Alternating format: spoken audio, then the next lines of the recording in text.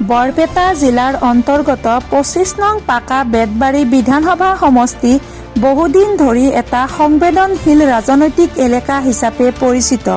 সমষ্টিটোত সময়ে সময়ে হোৱা ৰাজনৈতিক ঘটনাই দলসমূহৰ ভাৱমূৰ্তিতো প্ৰভাৱ পেলাই আহিছে। এই পৰিস্থিতিত এতিয়া সকলোৰে দৃষ্টি আগন্তুক নিৰ্বাচনৰ সম্ভাৱ্য নেতৃত্বৰ দিশে। ৰাজনৈতিক সূত্ৰ অনুসৰি বিজেপিয়ে এইবাৰ ২৫ নং পাকা বেতবাৰী বিধানসভা সমষ্টিৰ বাবে এজন তুলনামূলকভাৱে পৰিষ্কাৰ ভাৱমূৰ্তিৰ আৰু গ্ৰাছৰুট সমৰ্থন থকা প্ৰাৰ্থীৰ সন্ধানত আছে। এই প্ৰেক্ষাপটতে সমষ্টিটোৰ ৰাজনীতিত কেইবাটাও নাম চৰ্চাত আহিছে। এই চৰ্চাত থকা নামসমূহৰ ভিতৰত এজন হৈছে ভাৰতীয় জনতা পাৰ্টি বৰপেটা জিলা কৃষক মৰ্চাৰ সভাপতি সমাজকৰ্মী তথা যুৱ নেতা প্ৰাঞ্জল শৰ্মা।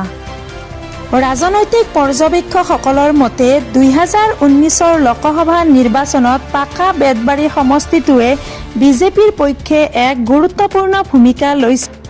এই সময়ছোৱাত প্ৰাঞ্জল শৰ্মাই গ্ৰাছৰুট পৰ্যায়ত সাংগঠনিক কাম-কাজত সক্ৰিয় ভূমিকা পালন কৰিছিল বুলি কোৱা হয়।